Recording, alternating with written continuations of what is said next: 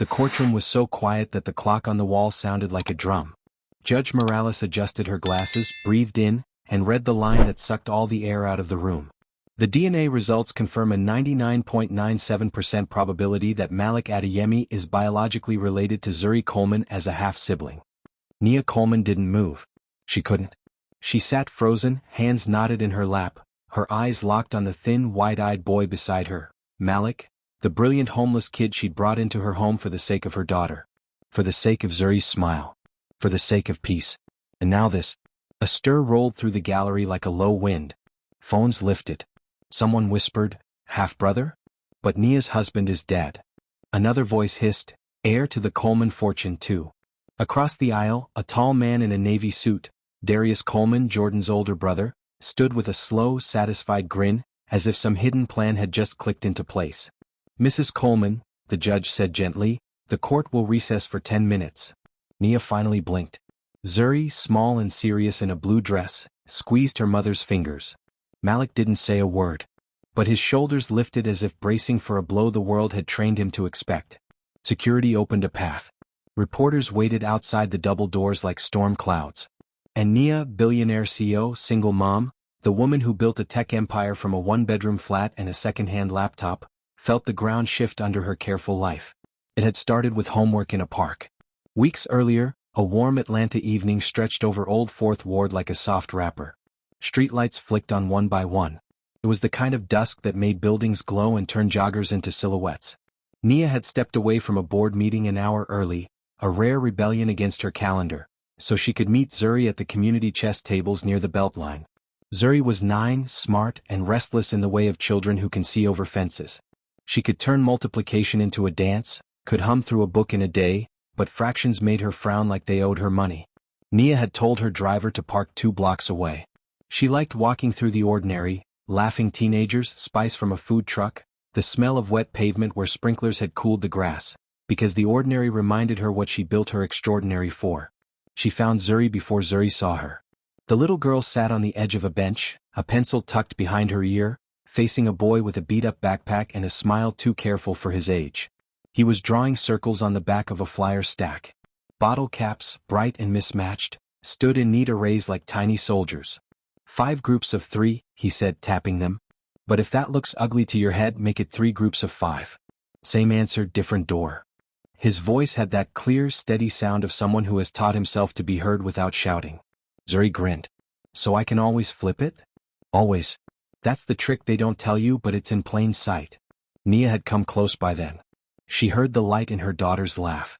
She saw the boy's face, handsome in a worn way, skin warm brown, hair close-cropped, eyes alert like a sparrow's.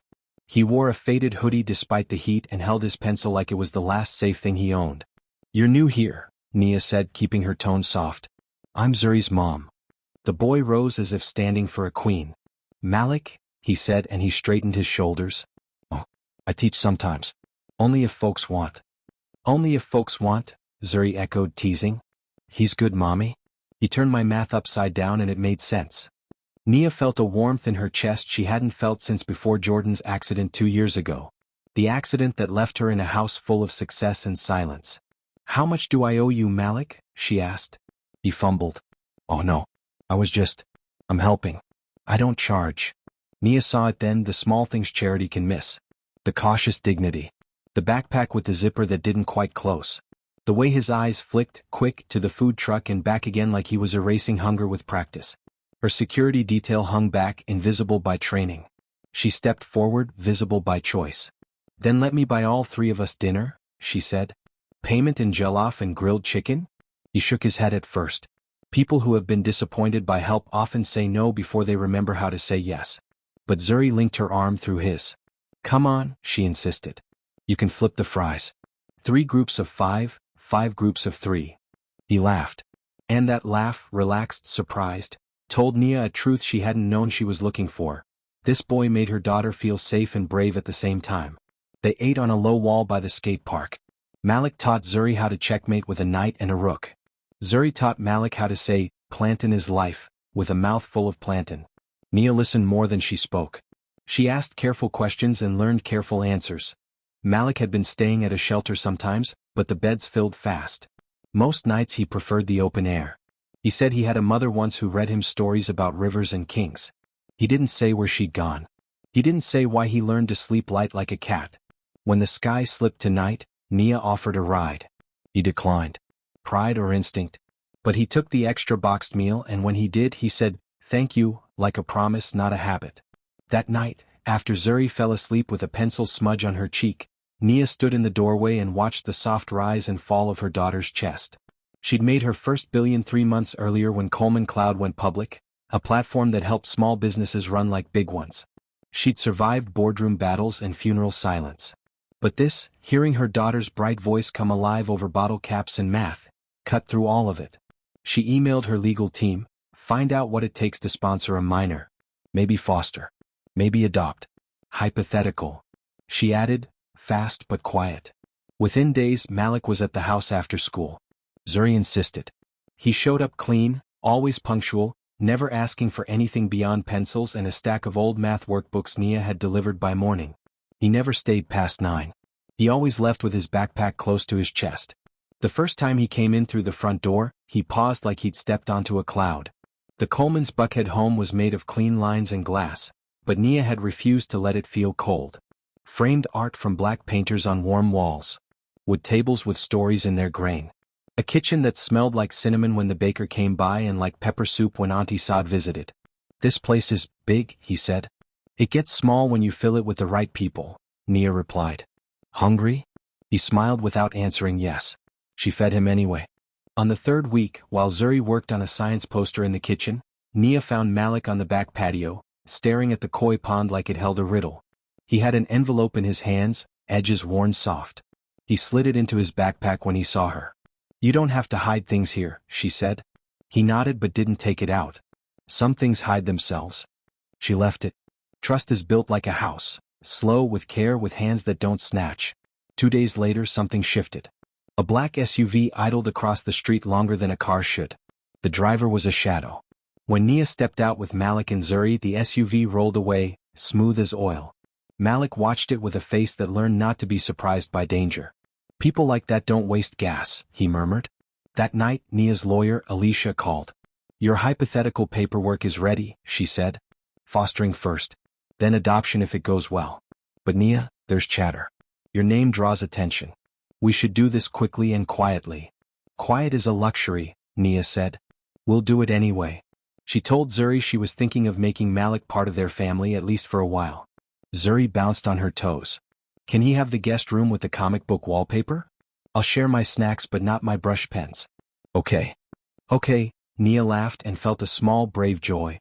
The day before the foster interview, Nia found Malik in the library. The envelope was open on his lap. Inside, a faded photo. A man holding a newborn in a hospital, his head bent, a gentle smile on his mouth. The man was Jordan, Nia's late husband.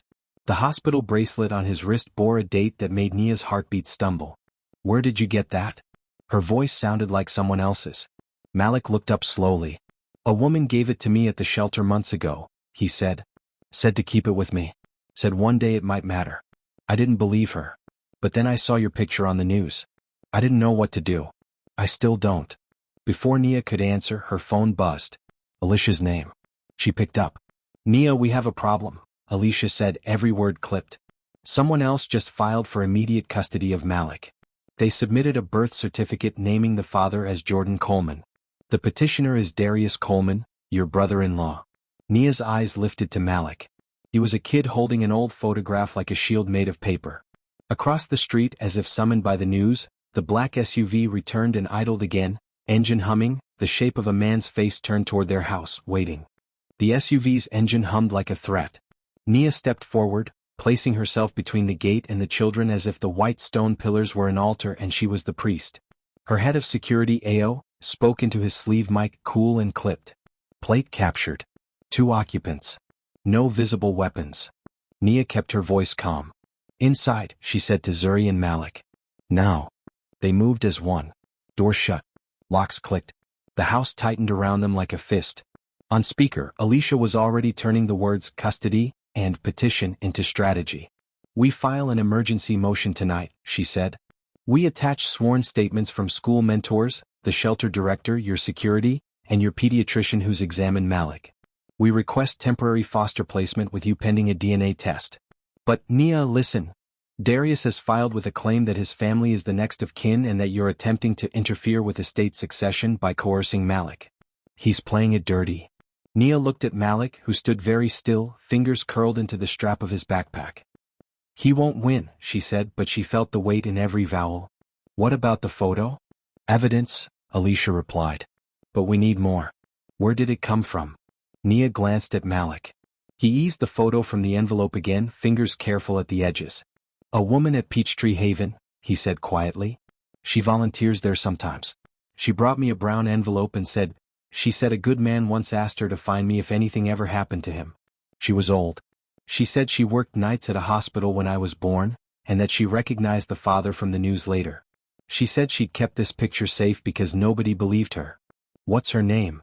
Alicia asked. Miss Eloise, Malik answered. She has a scarf with yellow birds. We'll find her, Alicia said. AO can send a team. For now, do not speak to anyone. Cameras are probably already outside your driveway. As if conjured by her words, a notification chirped on Nia's phone. A push alert, Coleman family scandal? Rumors of secret heir. A grainy photo of Malik at the chess tables. A zoomed shot of Nia's profile leaning toward him, smiling. Zuri, sitting at the edge of a high-backed stool, lifted her chin. Are they going to be mean to Malik? She asked.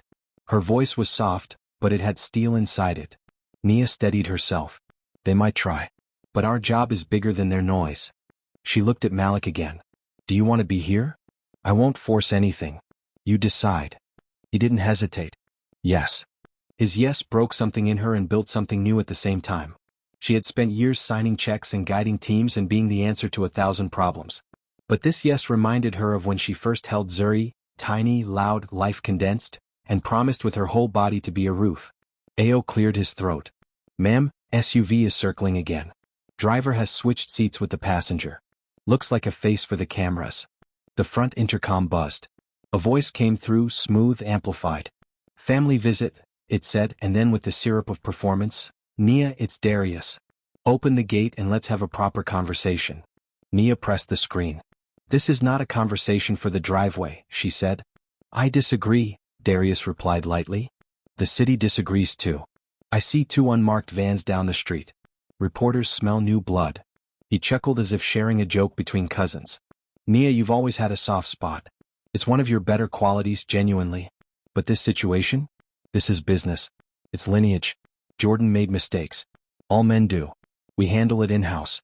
The Colemans will take care of the boy. By trying to take him from the one place he's been safe? Nia asked. That's a strange brand of care. Safe. Darius's tone cooled. With the woman who has every motive to claim a boy as evidence for a seat she already took? You're writing a narrative, cousin. I'm editing it. Leave my property, Nia said. Any further contact is through counsel. He laughed again, softer. We're already talking through counsel, he said. Check your email. The gate camera showed him turning back to the SUV, satisfied as a cat. He wore a navy suit that said boardroom and a smile that said trap. The SUV pulled away as slowly as it had arrived, absorbing the attention of the camera phones lining the curb. For a moment, quiet. Then the back door swung open and Auntie Saad, who had been in the kitchen, set down a tray of peppered gizzards as if ready to fortify an army. God will not allow nonsense, she said, voice rich and certain.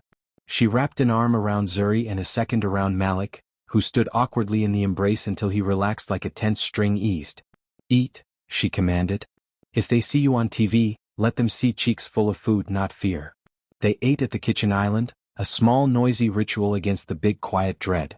Malik asked if he could wash the dishes afterward.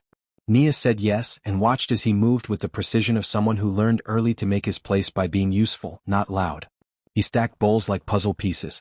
He wiped water drops with obsessive care. He dried his hands on a towel and stood straight as if presenting a finished project. The intercom buzzed again, sharper. AO's voice in her earpiece. Department of Family and Children Services at the gate, he said. 2 caseworkers, 1 officer. They have paperwork. A chill climbed Nia's spine. Let them in, she said then to Alicia. They're here. Put me on with them, Alicia answered. Speakerphone. The 2 caseworkers walked in with practiced neutral faces. Miss Green was short and brisk, Mr. Alvarez, tall and tired. The officer stayed back by the foyer, hands loose at his belt. Miss Coleman, Miss Green began. We received an emergency petition filed today by a relative alleging a prior parental connection. Given the media interest and the claim of potential interference, we have to place the child in temporary protective custody while we sort out the facts. Alicia's voice filled the room, polite and razor-edged. This is Ms. Alicia Pritchard, counsel for Ms. Coleman. We filed our emergency motion for temporary foster placement, supported by affidavits. Do you have the judge's order authorizing removal? Ms. Green produced a paper and slid it across the island. Nia, read the stamp. Temporary protective custody, ex part. Signed. Time stamped an hour earlier. Her stomach dropped. They'd gotten to a judge before she had. We appeal immediately, Alicia said. We'll seek an emergency hearing by morning. But Nia, her voice softened. Right now you have to comply. Don't give them any reason to claim obstruction. Zuri stood, face flushed. He's my friend, she burst out, tears burning hot. He helps me. He's not a story. Mr. Alvarez crouched so he met Zuri's eyes. I know, he said gently. Sometimes the system moves in pieces that don't see people. But I see you. Ms. Green nodded. If it helps, this is just for the night. Placement will be reviewed first thing 8 a.m. Nia wanted to argue the sun out of the sky. She had fought bigger men than Darius and won. She had pushed a company onto the exchange with fire at her heels. But one of the hardest lessons of power is knowing when to lie down so you can get up stronger. She knelt so she was level with Malik. You have a right to be scared, she said. You have a right to be angry. But I need you to trust me for one more night. I will be there in the morning. I won't let you stand alone. He swallowed, Adam's apple bobbing. Then he nodded. One night, he said. His voice didn't break. It bent and held. He slipped his backpack on. As he did, the worn envelope slid half out. He pushed it back, then paused, pulled a smaller folded paper from inside and pressed it into Nia's palm. If something happens, he whispered so low only she heard, this is where the rest is. The woman said the hospital kept a copy of everything. She circled it. Nia unfolded the paper enough to see a handwritten note. Grady Memorial Records, Box 14B, at EMEM. Senior CT. There was a date scrawled in a shaky hand. The date was the day after Zuri was born. The officer moved toward the door. Malik turned to Zuri. Flip the numbers, he said, forcing a smile that made Nia's throat ache. 3 groups of 5. 5 groups of 3. Zuri nodded, fierce. Same answer, different door.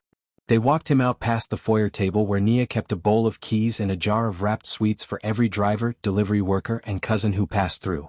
The night air was heavy with the promise of rain. The unmarked sedan's back door opened with a hydraulic sigh. At the gate, the black SUV had returned, parked a polite distance away, cameras blooming around it like metal flowers. Darius leaned against the fender, sleeves rolled, looking like a man who had just come from closing a deal and was ready to close another. Miss Green sealed the car door. The sedan pulled out, turning left. The SUV turned right and matched its speed. Ao's voice crackled. They're tailing the DFCS car. Nia's phone pinged again. A new email from an unknown address slid onto the screen with a single line and a video thumbnail. Bring the envelope to the old maintenance dock under Jackson Street Bridge. Midnight. The thumbnail showed the back seat of a car. Malik's face reflected in the dark window, like a target made of glass. The sedan's brake lights flashed red in the distance. The SUV slid closer, smooth and certain. And in the reflection of Nia's foyer mirror, the paper in her hand, Box 14B Nurse ET, the day after her daughter's birth, glowed like a match about to touch dry wood. The rain began exactly at midnight, soft at first, then sharp as if the sky had decided to scrub the city clean of its sins. Nia sat in the driver's seat of her matte black Range Rover, parked a block from Jackson Street Bridge. Wipers moved back and forth, whispering rhythmically. Her pulse followed their pace. Ao's voice crackled in her earpiece. Ma'am, we've got visual from 2 drones. The SUV is still near the underpass. Heat signatures, 2 adults, 1 smaller, likely Malik. Any law enforcement? Nia asked. Negative. No uniforms, no marked cars. Just shadows. She gripped the steering wheel tighter. Stay on comms but keep distance. If they see too many of us, they'll vanish with him before I even blink. Yes, ma'am, Ao said. Nia exhaled slowly, tasting the metallic edge of fear. The old maintenance dock was a forgotten corner of Atlanta, a place where graffiti spoke louder than street signs. Under the bridge, rainwater ran through cracked concrete, and the faint smell of rust clung to the air. When her phone buzzed again, the same unknown number flashed. Unknown, come alone. Bring the envelope. No tricks. Her jaw set. She slipped the folded paper, Malik's note, into her inner coat pocket, stepped out into the rain and started walking. Her heels sank into puddles, but she didn't care. The night swallowed sound. Even the city seemed to be holding its breath. Under the bridge, a single flickering bulb lit a patch of wet ground. The SUV stood at the edge, its engine off. Darius stepped out first, wearing a long raincoat, collar turned up. His smile was calm, calculated. "You shouldn't be out here alone, Nia," he said smoothly. "A billionaire mother of one shouldn't wander in the dark. People might think you're desperate." "Where is he?" she demanded.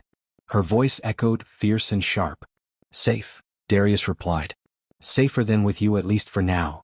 A door creaked open and Malik appeared, standing beside a man Nia didn't recognize. The stranger was broad-shouldered, wearing a baseball cap low over his eyes, holding Malik's shoulder too tightly. Nia's chest clenched. "Malik, you okay?" The boy nodded weakly. "He said I needed to come. He said he'd explain everything."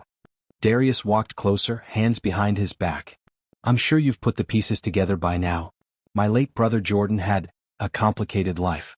He had you, the perfect picture of elegance and empire. And before that, he had a moment of imperfection, with someone else. Malik's mother." Nia's voice shook with restrained anger. "If that's true, why hide him all these years? Why wait until now?" Darius's eyes gleamed. "Because the will Jordan left didn't account for him. And now, dear Nia, your empire is built partly on inheritance that might not legally be yours. If Malik's birth is proven, half the Coleman fortune, and shares in Coleman Cloud, revert to his guardians. Which, under law, means me." "You're lying," Nia hissed. "Am I?" Darius tilted his head. "The woman, Eloise was it? Worked at Grady Memorial same day your daughter was born. 2 babies delivered. One taken home by the widow Coleman, one left behind after the mother disappeared. Records are confusing. Boxes mislabeled. Files lost." Nia's heart pounded. "So you want me to believe Malik is not just Jordan's son, but my Zuri's twin?" Darius's smile widened. "Half-brother. Or twin. Does it matter? Either way, the boy represents everything that threatens your perfect legacy." He stepped forward. "Now hand me that paper and I promise he'll be fine." The rain thundered harder. Nia reached into her coat pocket, but instead of handing it over, she raised her phone, camera light on, streaming. "Say that again, Darius. Every word. The world's listening." Darius froze for half a heartbeat, then his grin returned. "Oh, Nia. Still the strategist." He gestured to the man holding Malik. "Take the boy.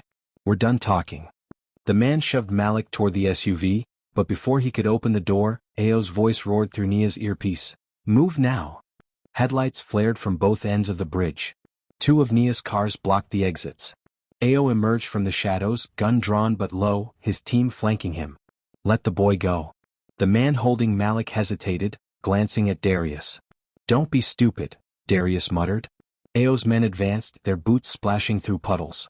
Nia ran forward, grabbed Malik's arm and pulled him behind her. "You're coming home, baby," she whispered. But before relief could settle, a sound split the night, a single gunshot. The man who had held Malik dropped to one knee, clutching his side. Ao's team ducked instantly, scanning for the shooter. The echo bounced between concrete pillars. "Sniper!" Ao shouted. From the east side. Nia pushed Malik behind a pillar. "Stay down." Darius cursed, ducking behind his SUV. "You think this is me?" he shouted. "I'm not suicidal." Another shot cracked, shattering a headlight. Rain sprayed sideways with the force of the sound. Ao fired back once, sharp and clean. Then silence. Only the rain spoke. When it cleared, Darius was gone. His SUV door hung open, engine still running. Ao checked the man on the ground, alive, bleeding but conscious. "He's not our shooter. He's ex-Coleman security. Looks like Darius's pawn." Nia crouched beside Malik. "You okay?" He nodded shakily, eyes wide. "I thought he was going to." "I know," she whispered. "It's over now." But it wasn't over. She knew it deep in her bones. The papers in her pocket burned like coals. Box 14B. Nurse E.T. The day after Zuri was born. By morning the story would explode. Every news outlet would paint her as the billionaire who kidnapped her late husband's secret child. And Darius, slick, charming, ruthless, would spin his version before she could open her mouth. Back in the car, Ao said, "We need to move you both somewhere safe." "No," Nia said firmly. "We go to Grady Memorial. Tonight." Ao blinked. "Now." "Ma'am, it's after 1. "Exactly," Nia replied. "They won't expect me there. That's where the truth is." She turned to Malik. "You still have the photo?" He nodded, pulling the worn image from his backpack. "Then that's our key." As Ao started the engine, Malik leaned against the seat, whispering so only Nia could hear. "Miss Eloise said the truth would hurt before it healed." Nia looked out at the storm. "Then we'll bleed if we have to." Outside, thunder rolled like drums of war. But inside the car, Nia's resolve turned cold and sharp. Whatever waited in box 14B, she would face it. She owed that to her daughter. She owed it to the boy she refused to let go. And she owed it to the truth her late husband had buried deep under the weight of his name. Drop your thoughts in the comments below. And if you're enjoying the story so far, make sure to like this video, subscribe, and turn on notifications so you don't miss. The automatic doors of Grady Memorial Hospital slid open with a tired sigh. It was nearly 2:30 a.m. The night smelled faintly of antiseptic and rain-soaked concrete. Nia walked in first, Malik close beside her, Ao a few steps behind. The fluorescent lights cast pale shadows under their eyes, giving the moment an unreal stillness, like the world was waiting to see what truth they would dig up. A young nurse at the front desk looked up from her computer, startled by the sight of Nia Coleman in a drenched black coat. "Ma'am, are you Wait Your?" "Yes," Nia said calmly. "But tonight, I'm just a mother trying to find an old record. I need access to your archives, maternity wing 20 years back." The nurse blinked. "That's not something we can just." Ao stepped forward, his tone even. "We have authorization." He slid a laminated card across the desk, a temporary legal order Alicia had sent to Nia's phone moments before, now printed from the hospital's lobby kiosk. The nurse frowned. "The archives are in the basement. But the key card only works for senior staff. You'll need Ms. Eloise Thompson's clearance. She's the night supervisor for records." Nia's breath caught. "Eloise Thompson?" The nurse nodded. "She's been here for decades. Everyone calls her Auntie E.T. Malik's eyes widened. "That's her. The scarf lady. Where can we find her?" Nia asked. "She's probably doing rounds in the West Wing. I can page her." "Don't bother," Ao said. "We'll find her ourselves." They moved quickly through the dim corridors, their footsteps echoing on tile. The hospital was quiet but alive with small noises, machines beeping softly behind curtains, janitors pushing carts, the hum of fluorescent lights. Every sound felt amplified by tension. At the far end of the hall, a faint tune floated through the air, a woman humming an old Yoruba lullaby, the kind mothers used to sing in villages under the moon. Nia followed it. Around the corner, an elderly woman stood by a vending machine, tying a scarf patterned with yellow birds. "Miss Eloise?" Nia called gently. The woman turned. Her eyes were sharp, even at her age, filled with a kind of knowing that made people stop lying mid-sentence. "I wondered when you'd come," she said softly. "You took your time." Nia stepped closer. "You know who I am?" Eloise nodded. "And I know the boy." Her gaze fell on Malik and her lips trembled. "You've grown taller than your mama ever thought you would." Malik's voice shook. You knew my mother?" "I held you the night she died," Eloise whispered. "You were barely breathing but you refused to give up." Nia's eyes filled. "Why didn't anyone tell me?" Eloise's smile was bittersweet. "Because not everyone wanted that story told. Come. There's something you need to see." She led them through a side door, down a narrow flight of stairs that smelled of dust and old paper. The basement archives were dimly lit, filled with rows of metal cabinets, each tagged with fading labels. Eloise stopped at one marked maternity records, 20 years back. "Box 14B, Nia said, her voice barely above a whisper. Eloise nodded, unlocked the cabinet, and pulled out a heavy cardboard box covered in dust. She set it on the metal table, her hands trembling slightly. "I've kept this locked away all these years," she said.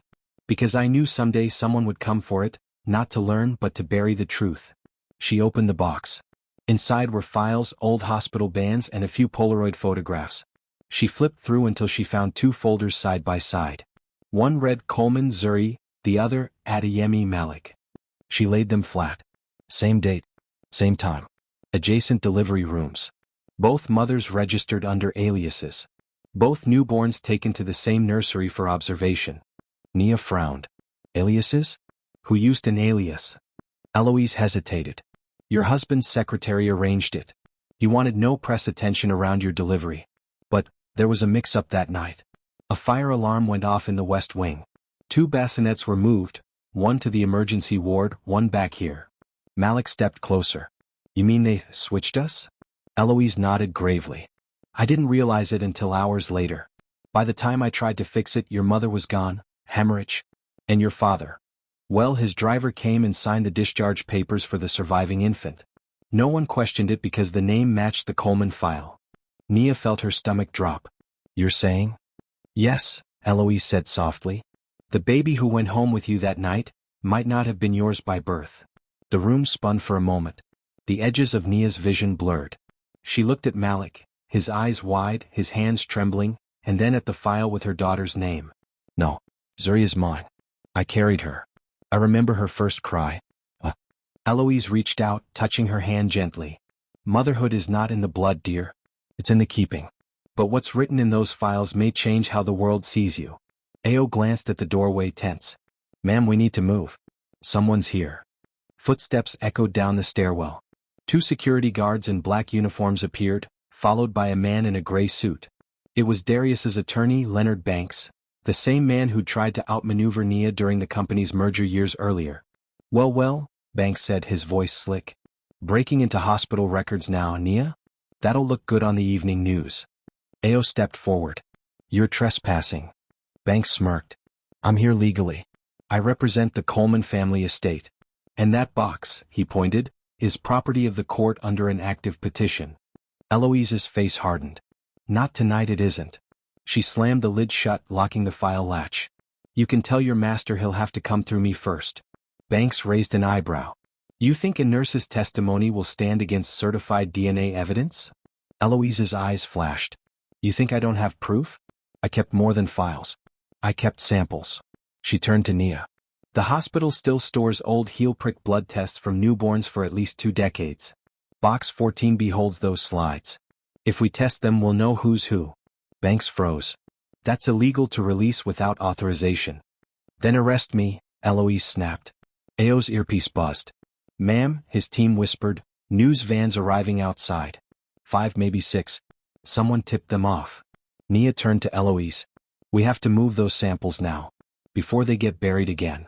Eloise nodded, grabbed a small metal tray from the back cabinet, and placed 3 sealed vials on it. These are from that night. Keep them safe. Don't trust anyone until they're tested. Ao tucked them into a security pouch inside his jacket. Understood. But before they could leave, Banks pulled a phone from his pocket and made a call. She's got the samples, he said quietly. They're heading up. Eloise glared. You snake. From the top of the stairs came the sound of boots, heavy, synchronized. Police. Atlanta PD, a voice barked. Step away from the cabinets. Nia turned to Ao. No more hiding. We show them the order. We'll go by the book this time. Ao nodded and raised his hands. The officers entered, weapons lowered but ready. One stepped forward and examined the paperwork Alicia had sent. After a tense moment, he nodded. Everything checks out. Miss Coleman, you can keep the samples. But we'll need statements from all of you. Banks sputtered. You can't let her walk out. The officer cut him off. We can and we will. The court can argue later. Right now, she's within her rights. As Nia led Malik out of the basement, Eloise called after her, voice trembling with urgency. Nia, if the truth comes out, it won't just change your name. It'll change who your daughter is to you. Prepare your heart. Nia paused at the door. I already have, she said softly. My heart knows my children. They stepped back into the hallway, the vials secured in Ao's jacket, Malik walking quietly beside her. Outside, flashes from cameras lit up the night. Questions flew like arrows. Miss Coleman, is it true you abducted the boy? Is the child your husband's illegitimate son? Are you hiding stolen medical records? Nia didn't flinch. She held Malik's hand and kept walking toward the car. But as they drove away, Malik's small voice broke the silence. If Zuri's not really your daughter, then who am I? Nia looked out at the dark road, her voice low and steady. You're my son now. And that's all that matters. Ao's phone buzzed again, a message from Alicia. DNA test can be expedited. 48 hours. But brace yourself, Nia. Whatever's in those vials could destroy everything. Nia closed her eyes. Let it destroy everything, she whispered. As long as it saves the truth. The Range Rover sped through the rain, its headlights cutting through the dark like two desperate promises heading into dawn. 2 days later, Atlanta buzzed with rumors like bees circling honey gone sour. Every channel had Nia Coleman's face on its ticker. Billionaire CEO under investigation for secret adoption scandal. Who really is the homeless genius? Sources claim a bloodline shock. DNA results to be released today. But inside the quiet walls of Nia's Buckhead mansion, time moved differently. It ticked with fear, love, and something heavier, truth waiting to breathe. Nia hadn't slept. Her eyes were rimmed with exhaustion, but her composure remained sharp. She sat at the dining table, Zuri's sketchbook open in front of her, a child's innocent doodles covering the pages, stick figures, a son with smiling faces, a woman holding hands with 2 kids. One was labeled Zuri. The other Malik. Across from her, Malik toyed with a chess piece, spinning it between his fingers. He was quieter than usual, watching the morning light crawl through the curtains. Do you think people can really hate you for telling the truth? He asked suddenly. Nia's eyes softened. People fear what shakes their comfort.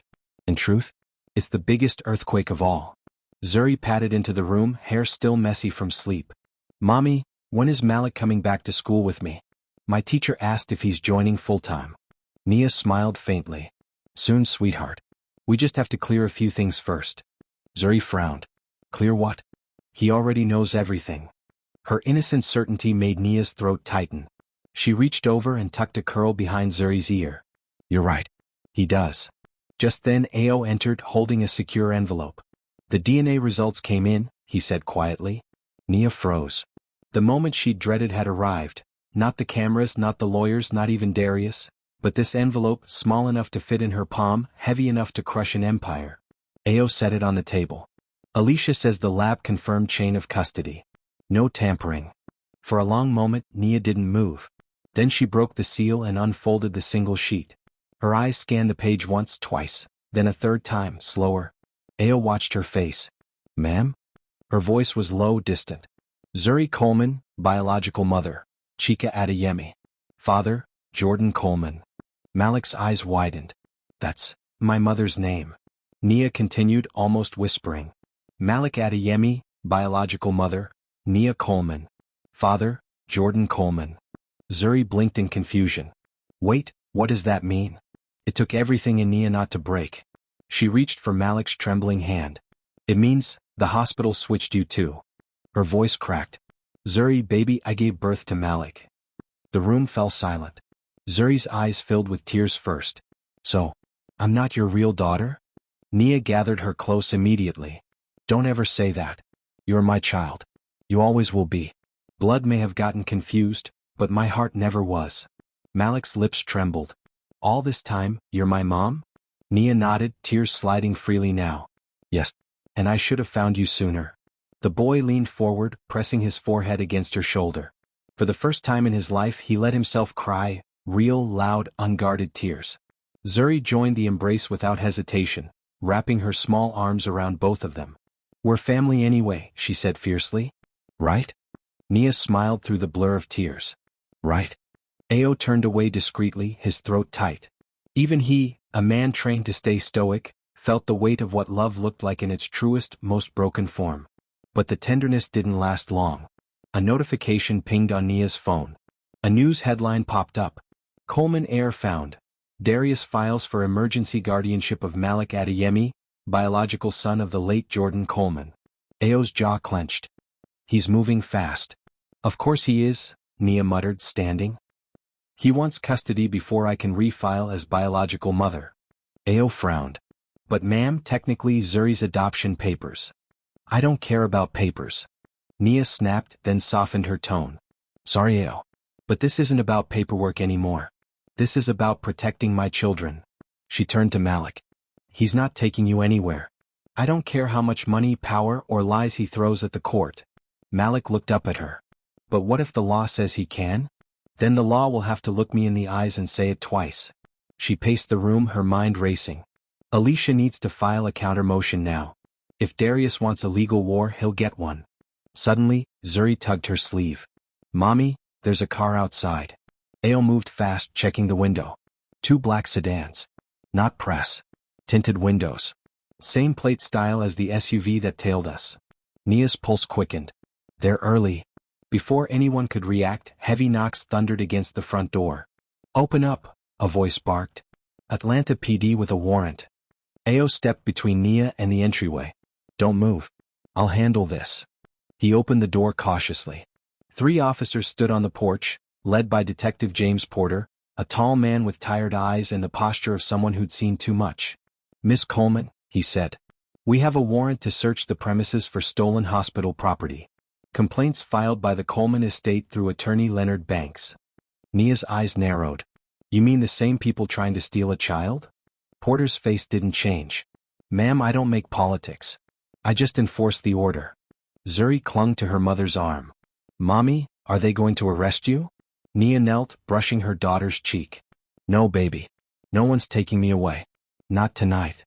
Ao whispered in her earpiece. Ma'am, media trucks pulling up again. Someone's streaming this live. Nia straightened, her expression hardening into the calm steel that had once made CEOs tremble. Detective Porter, she said evenly, you're welcome to search. But I have court-verified custody of every file and sample in question. And I have a signed authorization from the hospital's records head, Ms. Eloise Thompson. She'll testify if needed. Porter studied her for a moment, then nodded. Fine. But my men still need to look. They moved through the house. Cameras outside flashed. Reporters shouted questions through the rain. Inside, Malik sat with Zuri trying to distract her with math puzzles, though his hands shook slightly. Minutes later, one officer returned holding a sealed envelope. Sir, found this in her office safe.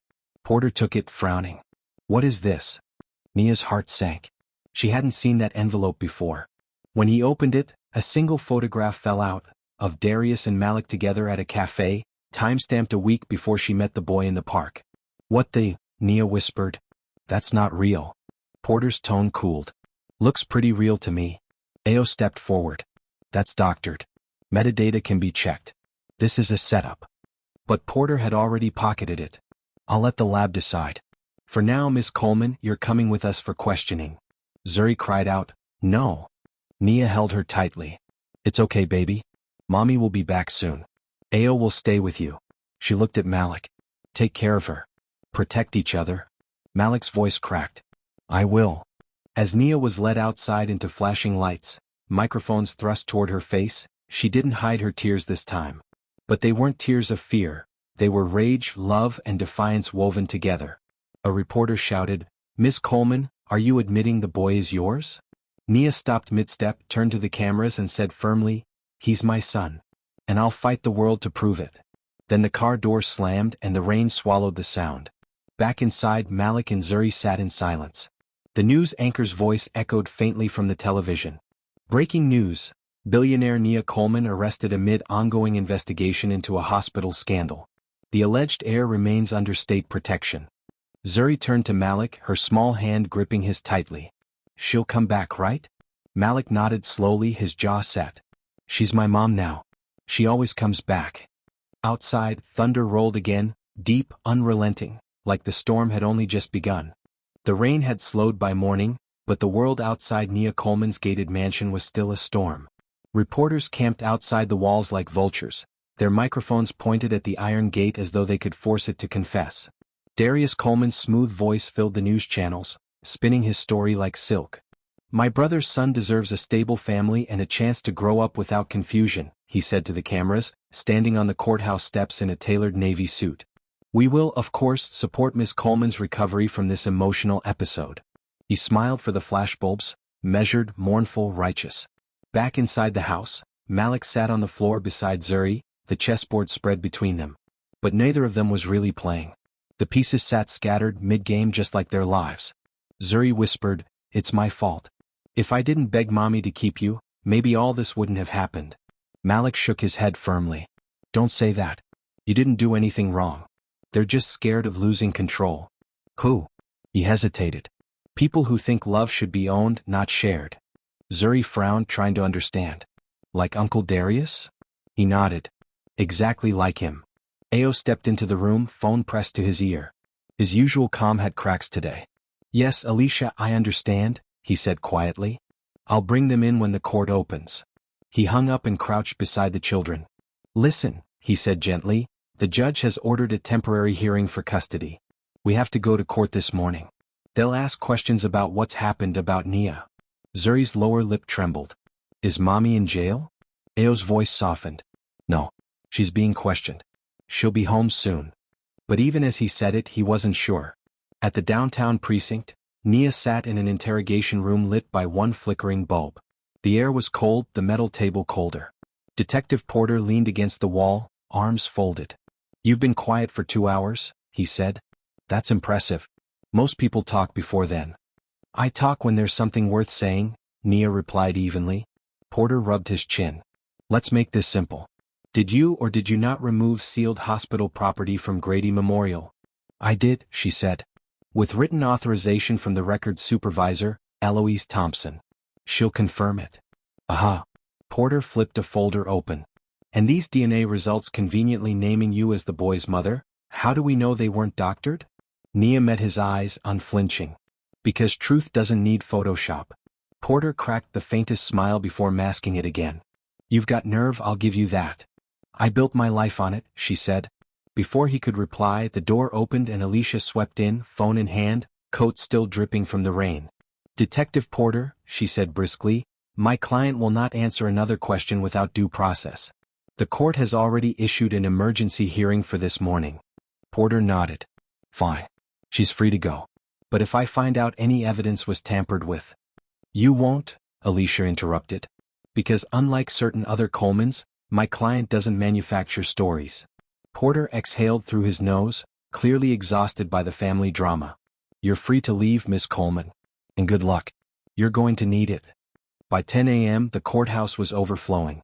Reporters, lawyers, family members, everyone wanted to witness the billionaire mother and the boy who'd cracked open an empire. In the hallway outside the courtroom, Alicia spoke quickly. The judge is neutral, thank God.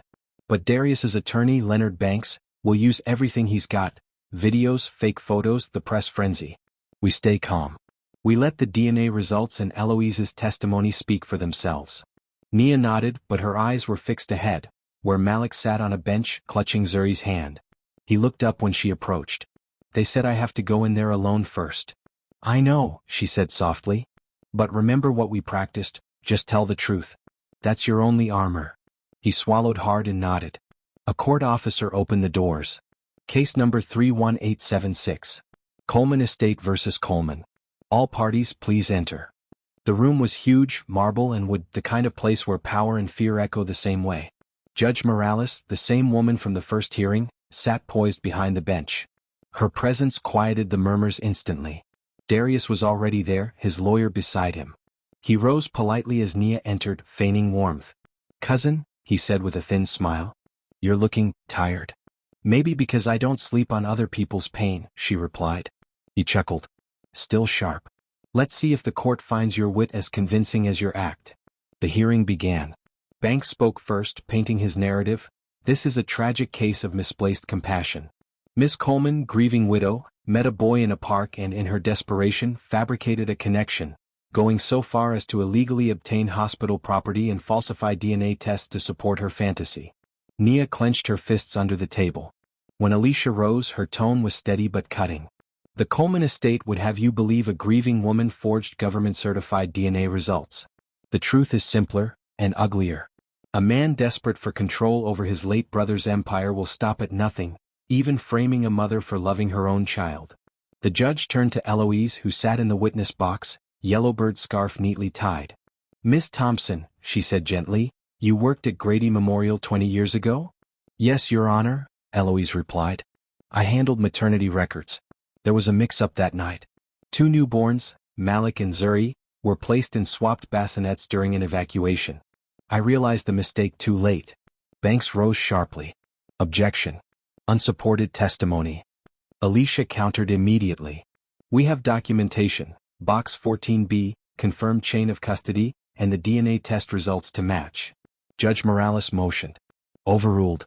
Continue. Eloise leaned forward. Jordan Coleman was at the hospital that night. He knew both women, his wife and another woman named Chika Adeyemi. I believe he discovered the mix-up and chose silence. Perhaps guilt. Perhaps shame. But the records are clear. The boy belongs to Nia. Gasps rippled through the room. Darius whispered fiercely to his lawyer, but Banks's face had gone pale. Alicia handed the judge the sealed DNA report. Your Honor, these were processed independently by the court's appointed lab. Both children's heel prick samples matched the files in question. The results confirm beyond any doubt. Malik Adeyemi is the biological son of Nia and Jordan Coleman. Zuri Coleman, though born of Chika Adeyemi, was raised legally and lovingly by Nia, who has parental rights by virtue of guardianship and continuous care. The judge read in silence for several seconds, her expression grave. Finally she looked up. Mr. Darius Coleman, it appears your petition for custody is based on false representation.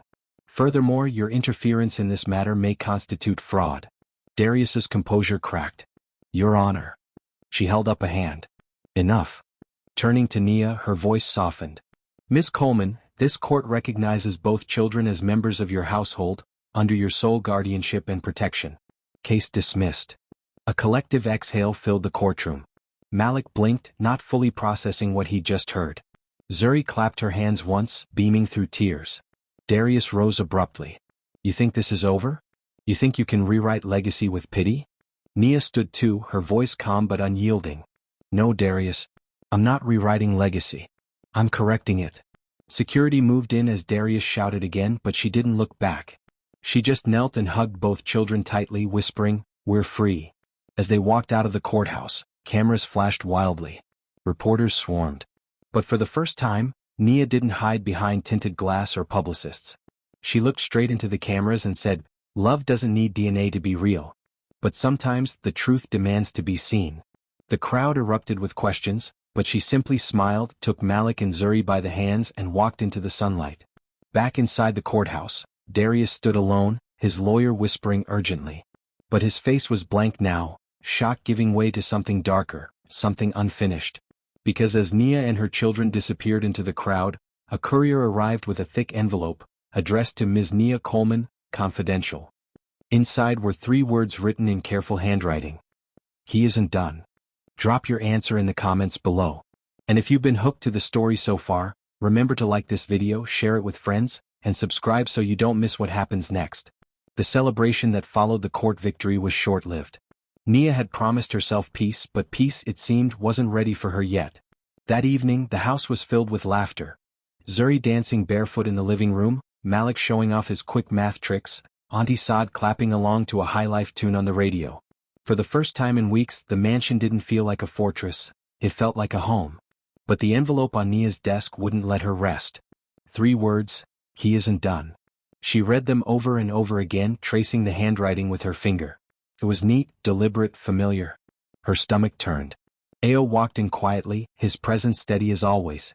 You've been staring at that letter for an hour, he said. You think it's from Darius? Nia didn't look up. If it were, he'd have signed it. He likes his name on his mess. This feels like someone else. Ao frowned. Someone working for him? Maybe. Or someone working against him. Before she could say more, her phone buzzed. A message from an unknown number. If you want to keep them safe, meet me where it all began. Midnight. No security. Attached was a photo. It showed Malik and Zuri walking to school that morning, taken from a distance. Nia's chest tightened. They've been watching us. Ao's jaw clenched. This is a trap. They want to isolate you. I know, she said quietly. But if they're watching the children, I can't ignore it. Ao hesitated. Then I'm following you whether they like it or not. I'll stay out of sight, but I'm not letting you go alone. She gave a small nod. Fine. But we do this my way. By midnight the city was still. The old park, the same place where Nia first met Malik, was bathed in the dim orange glow of broken streetlights. The air was cool, heavy with memory. She parked at the curb, left the headlights off and stepped out. Every step she took echoed in the empty lot. At the far end of the chess tables, a figure stood waiting, his back to her. He wore a dark trench coat, shoulders broad, hands in his pockets. Darius, she said flatly. He turned slowly, but it wasn't Darius. It was Leonard Banks, Darius's lawyer. His smile was small, nervous. "You shouldn't be here alone, Miss Coleman," he said. "Then why am I here, Mr. Banks?" He looked around, lowering his voice. "Because there are things you need to know. Things your husband never told you. Darius doesn't even know the full story." Her eyes narrowed. "You expect me to believe that? I expect you to listen." He reached into his coat, and for a moment, Nia's heart stopped, until he pulled out a small flash drive. Jordan Coleman wasn't the saint everyone thought he was. He didn't just have one affair, he had a deal. With people who paid to make certain mistakes disappear. The hospital fire that caused the mix-up? It wasn't an accident. Nia froze. "What are you saying?" Banks glanced around again. "I'm saying your husband paid to hide a scandal years ago. Someone switched those babies deliberately, not by mistake. They meant to protect his name." Her voice dropped to a whisper. "Who?" Before he could answer, the sharp hiss of tires on wet asphalt split the air. A black SUV swerved into the park, headlights slicing through the darkness. Banks's face drained of color. "Oh no. They followed me." The SUV door flew open and Darius stepped out, flanked by two men in black coats. "Leonard," he said, his tone almost gentle. "I told you to stay out of family business." "Darius, listen, she has a right to know," Banks shouted. But Darius's smile didn't waver. "And you have a right to silence." He nodded once and one of his men drew a gun. Nia gasped. "Don't you dare." But the gun went off before she could move. Banks crumpled, clutching his side. The flash drive slid from his fingers and skidded across the pavement, landing near Nia's feet. "Take her too," Darius ordered coldly. Ao's voice exploded through the air. "Not tonight." He stepped out from behind the trees, gun drawn, his stance low and precise. The night erupted into chaos, shouts, footsteps, the metallic clang of a bullet hitting a lamp post. "Run, ma'am." Ao barked. Nia grabbed the flash drive and ran, heart pounding, legs burning. She heard Darius yelling orders behind her, the sound of engines starting again. Ao fired twice, controlled, deliberate. Then silence. She ducked behind a concrete pillar, gasping. Ao appeared moments later, blood on his arm but still moving fast. "You got it?" "Yes." She held up the drive. He nodded. "Then we leave now." They raced back to the car. Behind them, sirens wailed faintly. Someone had heard the shots. By the time they reached the mansion, dawn was breaking. Malik and Zuri were asleep upstairs, unaware that the world had tilted again. Nia plugged the flash drive into her laptop, hands trembling. A folder popped open. Inside were video files, grainy security footage, dated 20 years ago. She clicked one.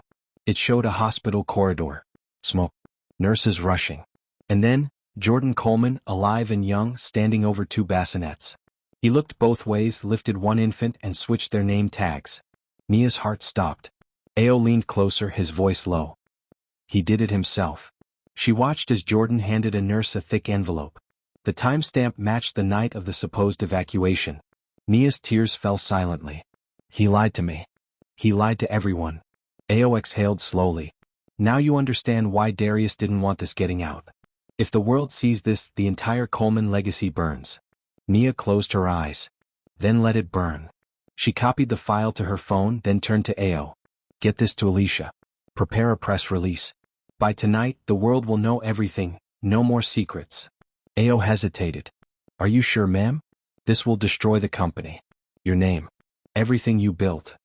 Nia looked up at the staircase where her children slept. Everything except what matters. He nodded. Understood.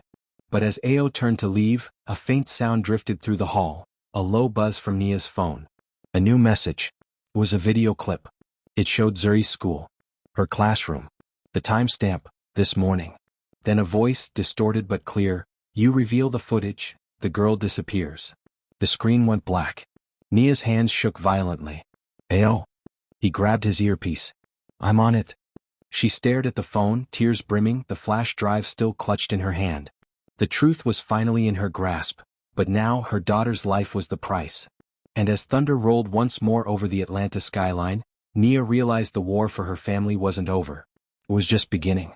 The house was no longer a home, it was a war room. Nia paced the marble floor of her living room like a general on the edge of surrender. Her phone screen, still glowing with the kidnapper's message, lay on the table between them like a loaded gun. Ao's team was already in motion. Men in black tactical jackets moved through the compound, checking cameras, scanning nearby traffic footage. Alicia was on speaker, her voice steady but urgent. Nia, listen to me. You cannot give them that video. If you release it under threat, they'll kill her anyway. They'll want to make sure the truth dies with you. Nia's voice trembled, but it was laced with iron. She's 9 years old, Alicia. 9. I don't care about court orders or company stock. I just want my baby back. Then we outsmart them, Alicia said. You have leverage now. That video is everything. If they think you're going public, they'll make a move. That's when we find them. Ao glanced at Nia. We traced the message sender. Already running it through encrypted servers. It's a burner number, but we'll get a signal bounce soon. Malik stood at the doorway, pale but defiant. Let me help, he said. Nia turned sharply. No. You're staying here where it's safe. He shook his head. Zuri's my sister. If they have her, they'll use her to get to me too. I know how people like that think. She froze, realizing the weight in his tone, the kind of knowledge only someone who'd lived through hunger, fear, and loss could have. Ao nodded slowly. The boy's right, ma'am. He might see what we miss. Before she could argue, one of Ao's men rushed in, holding a tablet. We got a ping. Message bounced off a tower near East Point. Warehouse District. Ao frowned. Abandoned properties? 24. But one still got recent power usage. Building 12A, registered under a fake company name. We're moving in now. Nia grabbed her coat. I'm coming. Ao didn't bother arguing this time. He just checked his weapon. Then we move as one. The streets of East Point were empty and wet, glistening under flickering streetlights. The convoy stopped 2 blocks away from the target, a rundown industrial warehouse with rusted walls and shattered windows. Ao's men spread out silently, taking positions. Nia followed him and Malik through a side door, stepping carefully over puddles and broken glass. Inside, the air was damp, filled with the metallic smell of old machinery. Faint footsteps echoed above them, too light to be men. Zuri, Nia whispered, her heart pounding. Ao raised his hand for silence. Then they heard it, a muffled sob. It came from behind a stack of crates. Nia moved before anyone could stop her, sprinting across the concrete floor. She found Zuri tied to a chair, duct tape across her mouth, tears streaking her cheeks. Baby. Nia ripped the tape off gently, pulling her daughter into her arms. Mommy? Zuri sobbed, clutching her tightly. They said they'd hurt you if I screamed. You're safe now, Nia whispered, her voice breaking. I've got you. But before they could move, a cold voice filled the air from the upper walkway. I wouldn't celebrate just yet. Nia looked up and froze. Darius stood on the metal platform above, gun in hand, his coat soaked from the rain. His expression was no longer calm or polished, it was desperate. So, the queen finally found her missing pawn, he sneered. How touching. Ao aimed his weapon instantly. Drop it, Darius. Now. Darius laughed bitterly. You think this is about money? No, Nia. This is about legacy. My brother stole everything from me, respect, fortune, even the family name. And now you want to rewrite the story? Not while I'm still breathing. You're sick, Nia spat. You kidnapped a child, your own niece. She's not my niece, he snapped. She's an accident that destroyed our bloodline's purity. You think the world will still worship the Coleman name once that video goes public? You'll turn us into a scandal. Nia stepped forward, shielding Zuri with her body. The truth doesn't destroy, it frees. You just can't stand that Jordan's legacy doesn't belong to you anymore. Darius raised the gun toward her. Then I'll erase what's left. Before he could fire, a voice shouted from the shadows. Don't. It was Malik. He had moved from behind the crates, standing directly between Darius and Nia. His small hands trembled, but his voice was steady. If you shoot her, you'll have to shoot me too. Darius sneered. Move, boy. No, Malik's voice grew louder. You've already taken enough from us. You took my peace, you took my mother's name, you tried to take my sister. You won't take her. For a long second, Darius hesitated. Rainwater dripped from the rafters above, the sound slow and hollow. Then his hand twitched. The gun went off. A flash of light. A scream. Nia fell to her knees, clutching Malik as he slumped forward. The bullet had grazed his shoulder. Blood soaked through his shirt, bright and warm. Ao fired twice. Darius staggered back, the weapon clattering to the floor as he fell against the railing.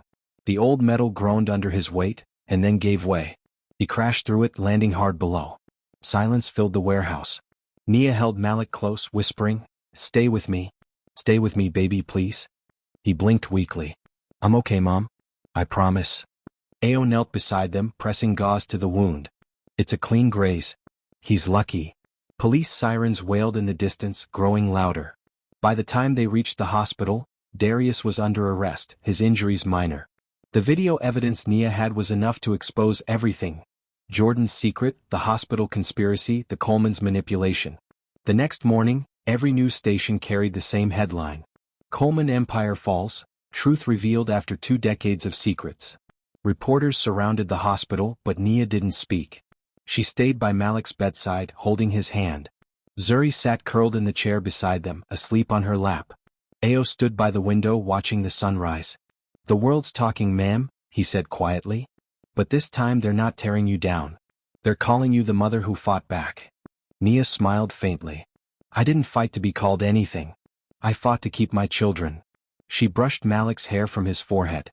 "And that's all that matters." When Malik opened his eyes, weak but smiling, Nia exhaled a breath that felt like release. "Guess we flipped the numbers, huh?" he murmured. 3 groups of 5, 5 groups of 3. Nia laughed softly through her tears. Same answer, different door. Outside, the first rays of morning broke through the clouds. The storm had finally passed. But the story of the billionaire single mother, the brilliant homeless boy, and the daughter who tied them all together, had just begun to heal. If this story moved you, drop a red heart in the comments. What lesson did you take from Nia's journey? Would you have fought the way she did? Tell me below, and don't forget to subscribe, like, and share so more people can experience this emotional African folktale. Because sometimes, the truth isn't meant to destroy, it's meant to set a family free.